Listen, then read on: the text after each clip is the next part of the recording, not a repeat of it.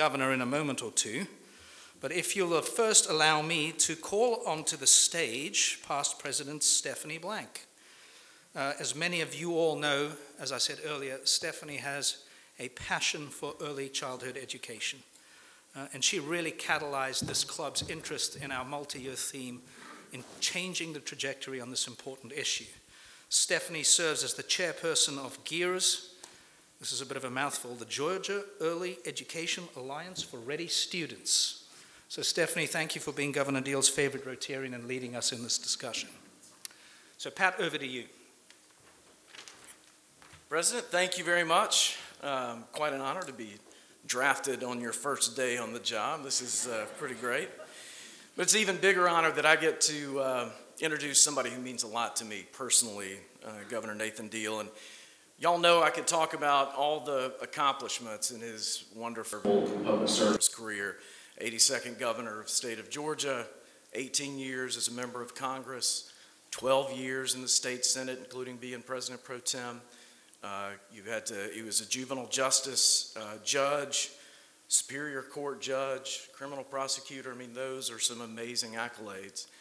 But I want to talk about the Nathan Deal that I know, the Nathan Deal that I've had the honor of working for. In fact, my first job out of college was working for Nathan Deal in Washington, D.C.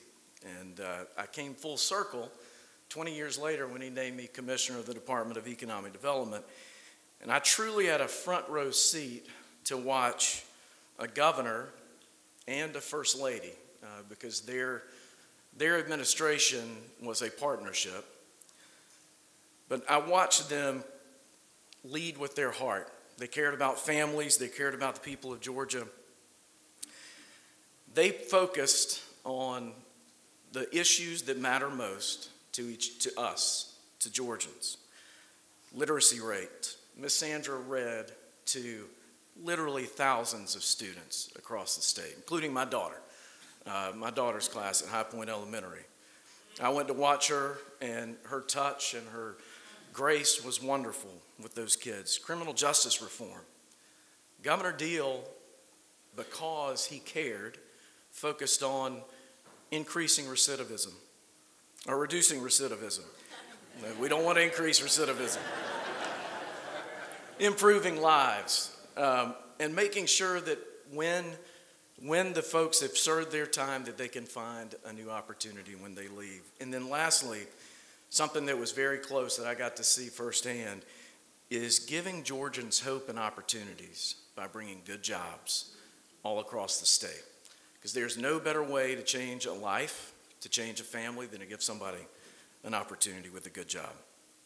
So I'm going to leave you with some words from Governor Deal, and I think one of the most contentious issues of his administration. And Governor, when I started thinking about this morning, I did not realize the connection, veto the cat with veto of a bill.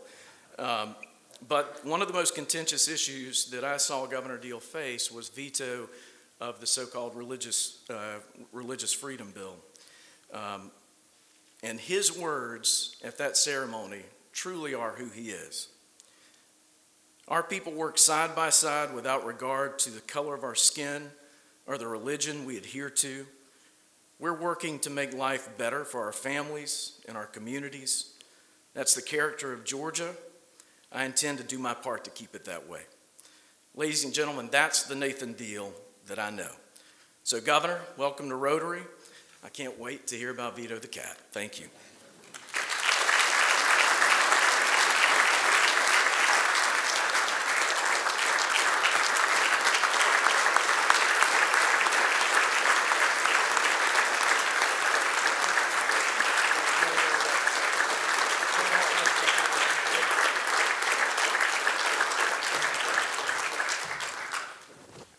Are you ready for this? Well, thanks, Pat, for that introduction. I really appreciate it and appreciate you being willing to do this today. So, first of all, thank you for coming here today and joining us again. We had you here, I guess it's been about a year and a half ago. Sounds right. To talk about early childhood education. And we're here today, I brought my little prop, to talk about something a little different. So it's been 5 years since you left office as governor and went from signing bills to now being on the road to signing books. Did you ever see yourself as an author? No, not really. You want me to tell you how that came about? Well, I do. What was the inspiration? Who was the inspiration? How did this all happen? Well, it was my wife, Sandra. She was a dedicated educator. She read literally to over 1,000 individual classrooms, children hearing her read books. We estimate that's about 250,000 Georgia students that heard her read. When we left office, she was still getting requests to come back and read to classrooms, libraries, etc. So one day she looked at me and she says, you know, I've read all the children's books that I have that I think are worth reading to children. I want you to write me one. Well, you know, I said, sure, I'll be glad to do that. I had no deadline, I had no time schedule. And a year or so later, when we got the diagnosis that she had brain cancer, I realized that I had not done anything in writing the book I promised her. So I got busy and I got it written in its original skeletal form, and I read it to her and she liked it and she gave me the thumbs up. So that was the initial go-ahead for it. Well, I told Carrie, your daughter who's here with us today, if both of us get through this interview without getting teary about First Lady Deal, it will be a miracle, because she was an exceptional, exceptional woman who did so much for our children, and I know she would be very proud of this book. But in addition to that, early childhood education was important to both of you. Yes. And as our president mentioned, it's become important to this club as well. But why did it matter so much to you as governor? Well, first of all, Sandra and I came from two school teacher parents. Both of us did. So it was a natural thing that we were aware of what an education meant to a child and how much literacy actually was so important to the development of a child. I've come up with the phrase that literacy is one of those foundational building blocks for civilization in general. If you think about it, that's true. The ability to communicate, the ability to read. And so it's foundational, and sometimes we take it for granted, but we know from the statistics that we still have too many of our young people who do not learn to appropriately read at grade level. In fact, when I first decided to run for governor, my oldest daughter, who was a sociology major, she was a psychology major, she said, Daddy, you know, you can predict how many prison beds you're going to have to build based on third grade reading scores. Well, I'd never heard that before, but it really truly is correct. So if you want to tie literacy into criminal justice reform, it's a very appropriate thing to do, because the best way to deal with recidivism, or lack thereof, is to never have to lock people up in the first place. Keep them out of your prison system. Keep them out of your criminal justice system. And we know that if they are able to read and write and perform proficiently, their chances of never having to enter a prison are significantly higher than the average individual in our state even today. So speaking of early childhood, we know you got an early start, but yet you were the only governor that had to repeat first grade 3 times. That's true. I told the AJC reporter just a few minutes ago, she's doing a study on Washington County, which is where I grew up in Sandersville, that and one of my friends said, if I ever write my memoirs, that I've got a hook. And I said, what's a hook? He said, something to get their attention up front and make them want to read the book. And he said, you got the perfect one. And I said, what is that? He said, you can tell them it took you 3 years to get out of the first grade. And that's true. My mother was recruited to be a first grade school teacher because they were desperate for a first grade school teacher. We had just moved to Sandersville. I was 3 years old and had no relatives anywhere close by, didn't have any daycare or anything like that. So finally she gave in when the school superintendent said, well, what we'll do is we'll just get a small little desk and we'll put it in the back of your room, and Nathan can sit there. I did for 2 years. I finally got old enough to go across the hall to the only other first grade school teacher, Miss Ellen, and I finally got out of the first grade after 3 years. Well, thank you for being proof, though, of why early childhood education actually makes such a big difference, because you turned out pretty darn good. So Vito is a very real cat. Absolutely. He's not fictitious, still roams the banks of the river behind your house and sneaks into the house whenever possible. Absolutely. He thinks he gets fed that way. He does. But how did Vito come into your life, and why a story about him? Well, Vito and his brother Bill were... Don't we wish we could all be this sharp Bill at died. some point in our life? Bill died without having to be vetoed. Anyway, my chief of staff, Chris Riley, who many of you know, he lives on a farm in North Hall County, and his mama cat had a litter of kittens in the barn. And we'd had trouble at the mansion with chipmunks primarily, eating all the berries and the fruits and the vegetables in the garden. So he brought 2 of these male cats to the governor's mansion, and they grew up there. And that's where Bill and Vito lived their early years.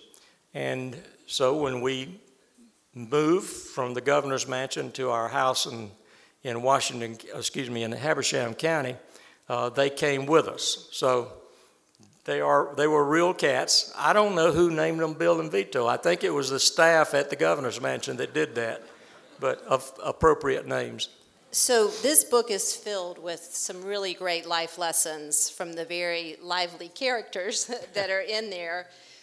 Most of these lessons, as I read the book, I found were modeled by you during your time as governor. And you've got a room full of business, philanthropic, civic leaders. And so I thought it would be interesting to talk about some of the lessons from the books and how it applied to your time as governor. And one of the first people we meet in the book is Dan. And he has done some bad things. This is a children's book, so Dan just did bad things. But Dan was actually modeled on a real-life person who was a convicted felon, yes, who worked at the governor's mansion. Can you talk about why you had the convicted felons there, what you learned from that, and how that impacted your views on not only criminal justice reform, but giving felons a second chance? Well, it was not just me. Governors that had preceded me had used inmates from the transition center who were in our correctional system. They were transported every morning from the correctional facility there in downtown Atlanta to the governor's mansion. Some went to other public places around the city, and then they were taken home at night. Dan in the book is a real person.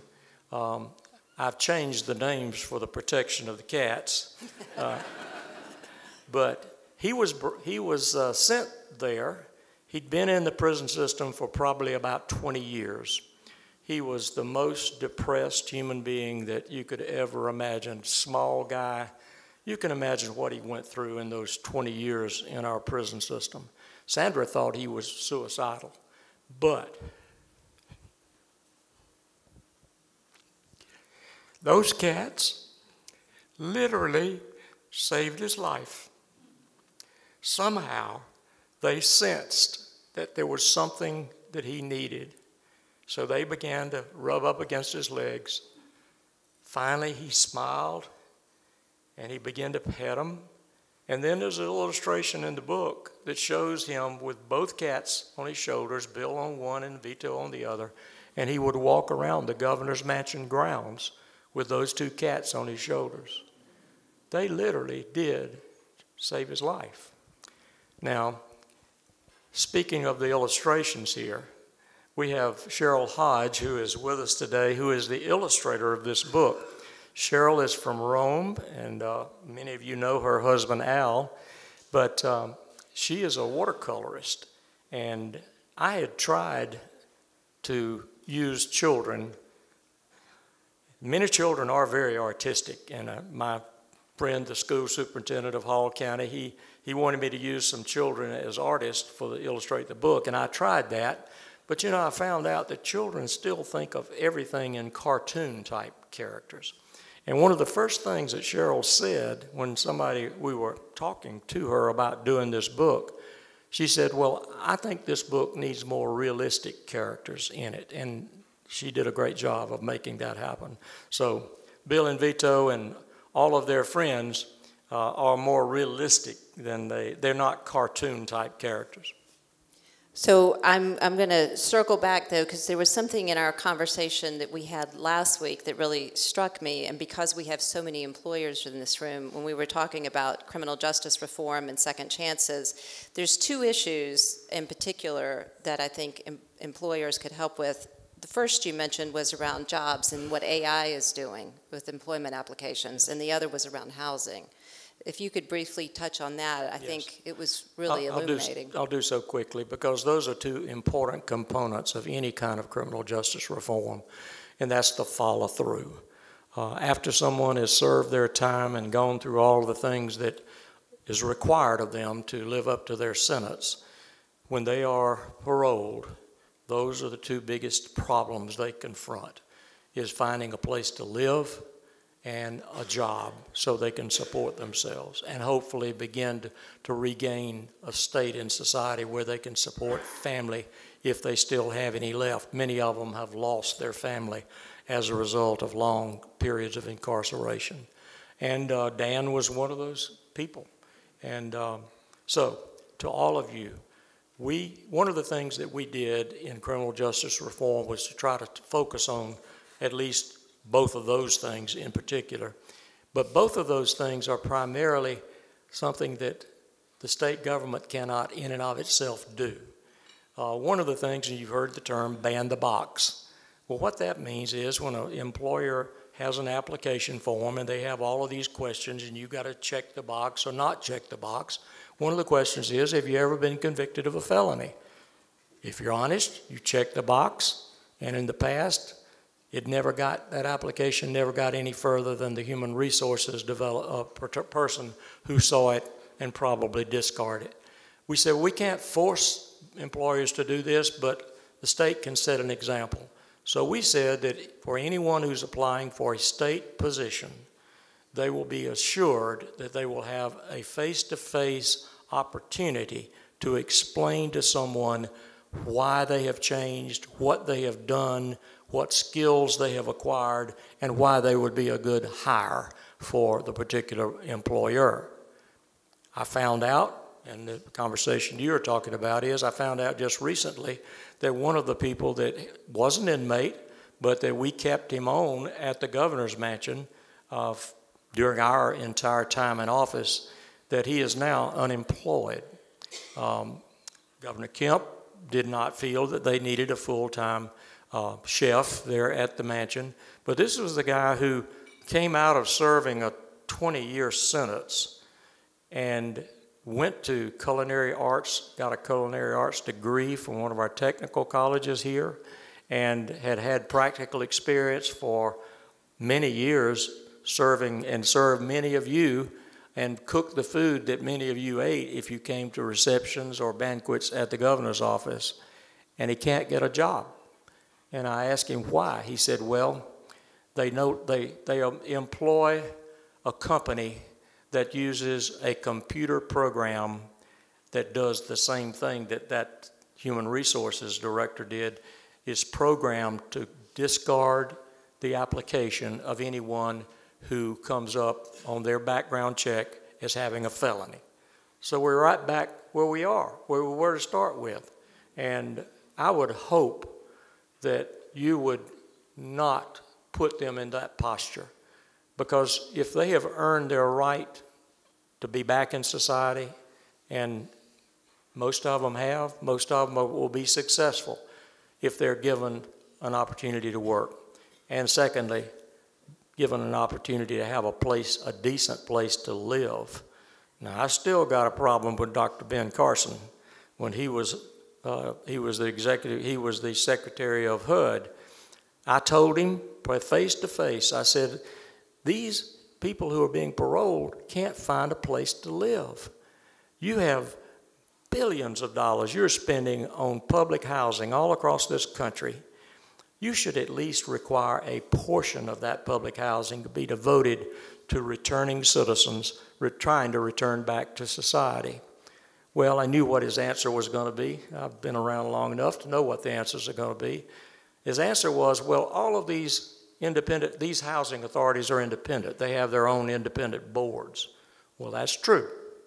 I said, but they get their money through your budget, and all you have to do is make a provision, and this will be cured immediately.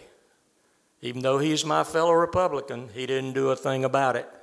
And I regret that, because that's the kind of political courage that somebody needs to exert to make that one happen.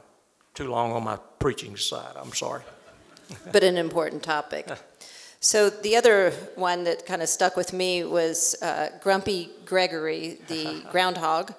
And if you get Governor Deal in a moment with a child, sometimes not even a child, he'll do voices for all these characters. But Gregory really talked about making people aware of the differences in backgrounds, the differences in blessings, helping Vito understand that his life as a groundhog was vastly different from that of the pampered house cat. But many of your decisions as governor were rooted in understanding the circumstances of others, whether it's the criminal background or the early childhood education to working families. What would you say to the leaders of this room about the importance of kind of getting outside of your bubble and understanding where other people are actually? Well, if you will indulge me, I will bring Gregory to life. Okay. All right. Are you going to get to Percival before yes. long? Okay. We're going to do All right. Percival in a minute. Okay, we got characters that need to have some personality injected into them, and Gregory is one of them. And if you'll see the book, on the back side of the book, you can't see it from where you are, but we have a dock. It's there on the banks of the Chattahoochee River directly behind our house. And this is where Gregory lives, up under that dock. And Vito is, after Bill passes away, he's been told by Oliver, the wise old owl, to go out and make friends. So he's trying to do that, and he goes down by the river, and he hears this growling and carrying on. He realizes it's a creature that's talking to himself. And so he goes up and introduces himself, and so he says, "What are you?"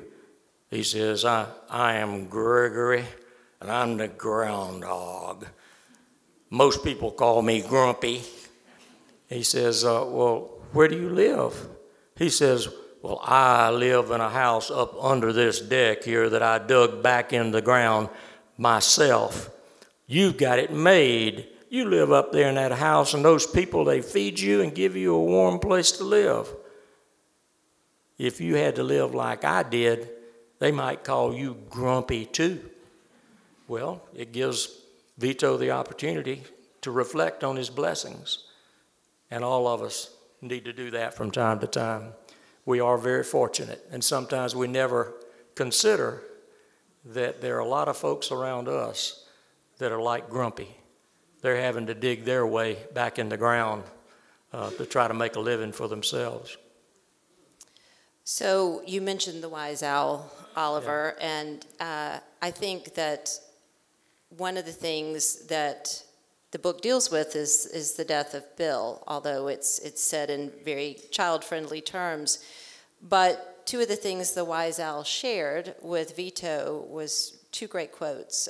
One, your courage will be your candle in the dark, and the other is your courage is your shield in the light. And I couldn't help but wonder if some of those words, see, we're both going to get teary up here, because it's about First Lady Deal and the loss that you've had, and the courage it took to get back out there after losing somebody who'd been such an important part of your life. Well, my friend Brian Robinson, who's a friend of many of you here, he says, I think you wrote this for yourself instead of for children. And it is cathartic to be able to go through this process. But let me tell you about where those quotes come from. and this is true, this book is pretty much factually true. In fact, when I first wrote it and I submitted it to the publisher, it gets to the point where they have been transported in a crate in the back of the Suburban all the way up to Habersham County. They open the back of the Suburban up and they open the crate, and Bill and Vito shoot out, run up my driveway, and run into the woods. And I can't get them to come out.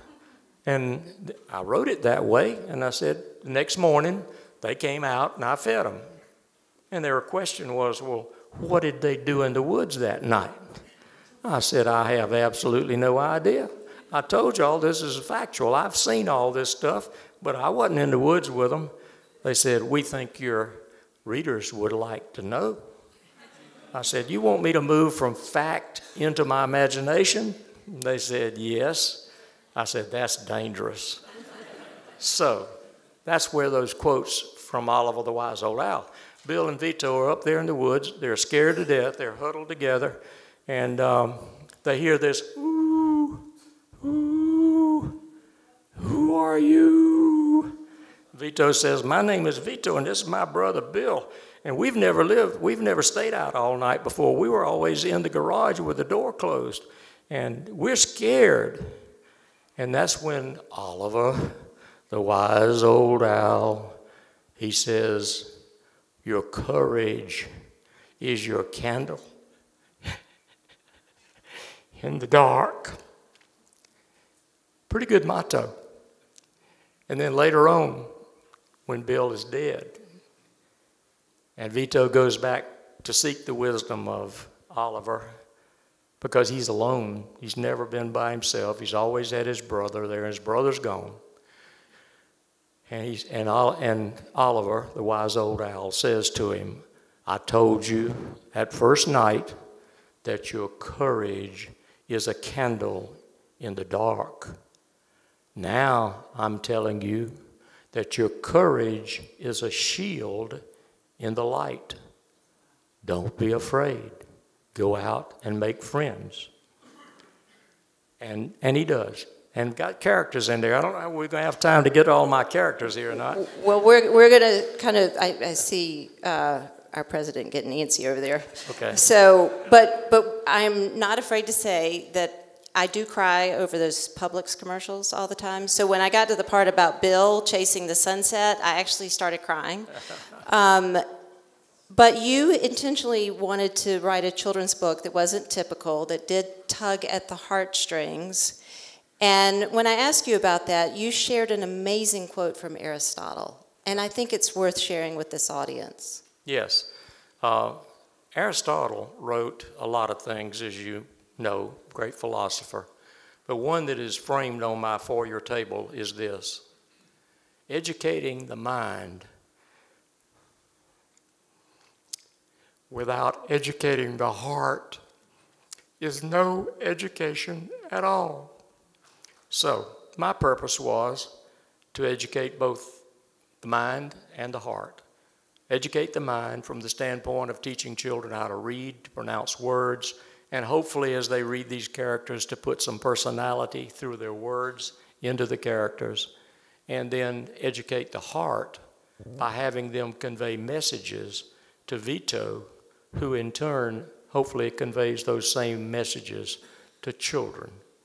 Now, if you don't mind, I'm going to go quickly into one of the characters. And this has always sort of been my catch question of my friends. I ask them, I said, now, I want these animals and birds, I want them to teach a lesson to children.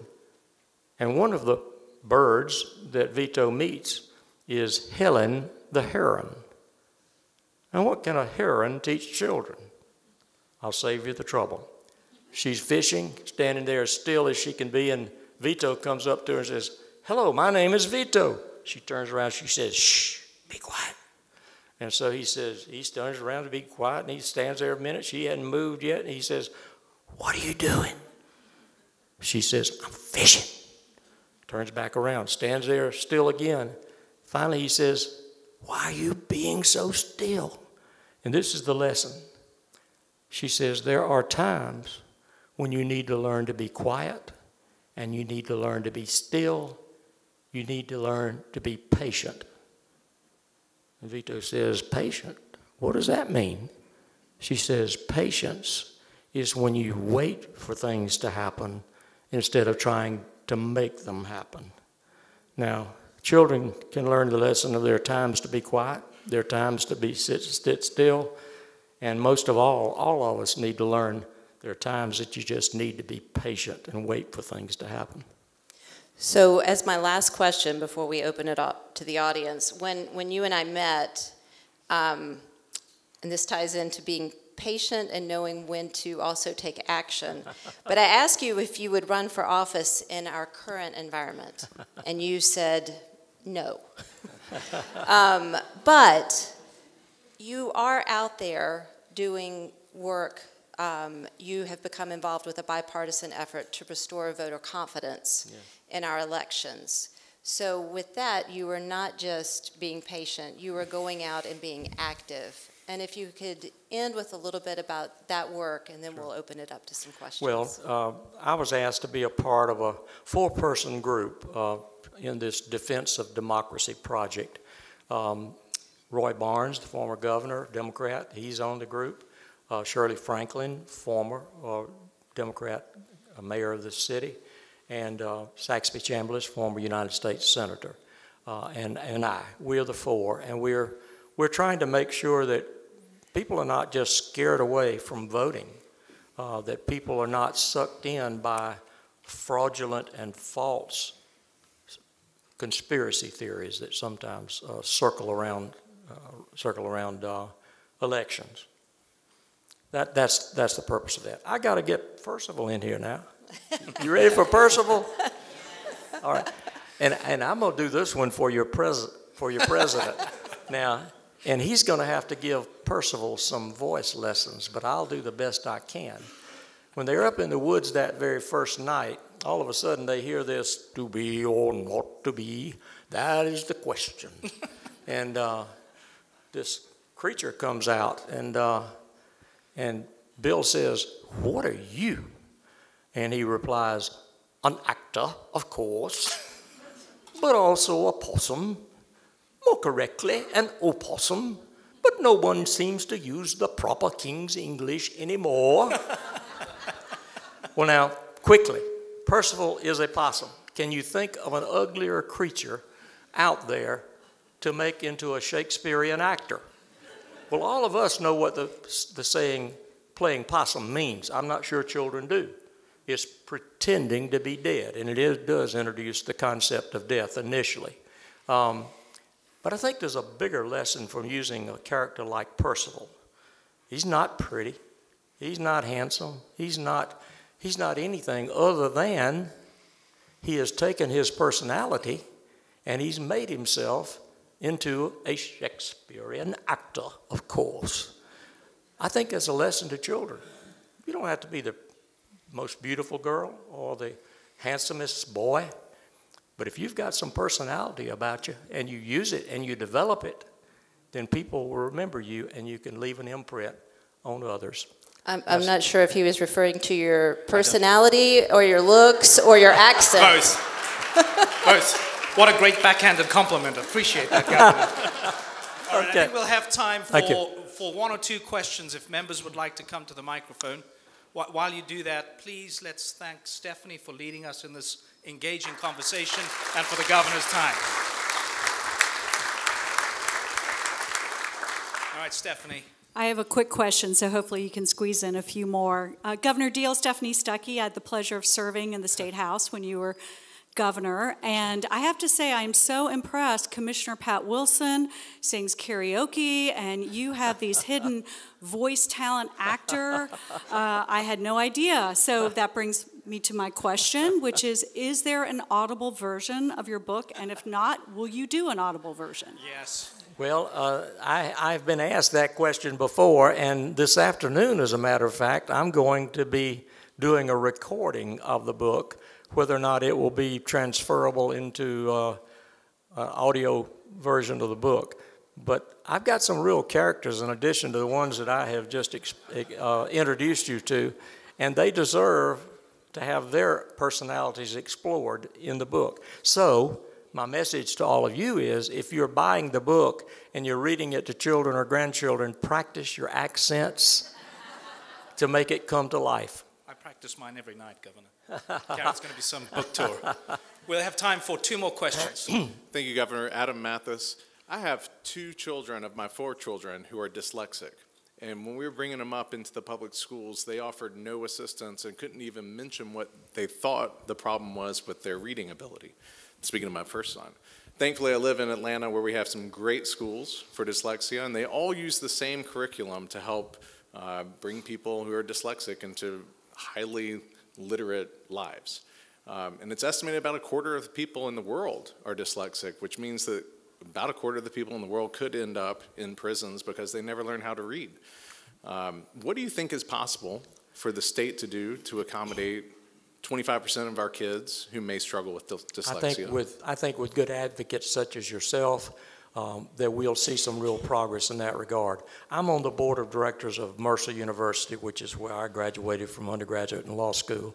And just recently, they had a huge donation from the Roberts family, and they have built a school on the campus of the Mercer University campus there in Macon to deal with dyslexic children. And I am very pleased that Mercer has been a part of that. It was the only one south of Atlanta, I understand, in our entire state. So, and the trouble with, of course, is that the age of children that go there, it is 1st grade through 5th grade. And, you know, you have to get them there. That's the real problem there. But it served like 80 children to begin with. But I think those kind of experiments of showing what a difference it can make will hopefully move into the public education arena. We're told, and I said, well, just the 5th grade?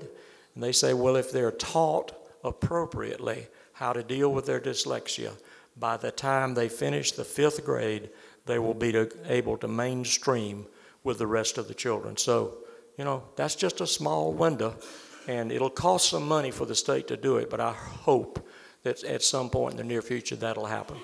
Thank you. John. Yeah, that was a great question. First of all, as a grandparent, thank you for another great book for me to read to my grandkids. And secondly, so with those characters, which one of those most depicts you personally? My daughter would probably say Grumpy. Oh, me. Well, thank you all. You've been a great audience. I appreciate it. Stephanie, thank you so very much. Thank you.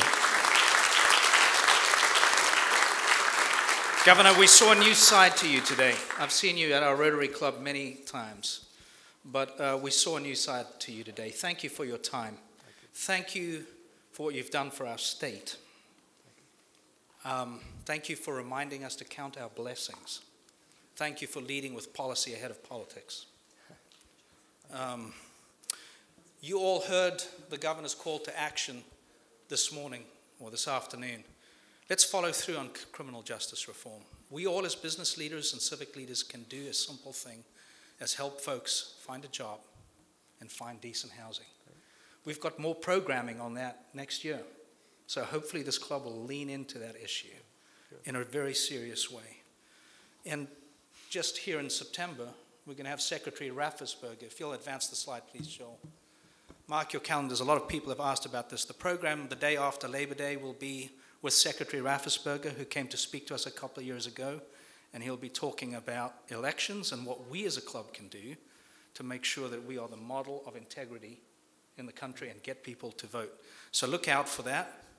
And with that, this meeting is adjourned.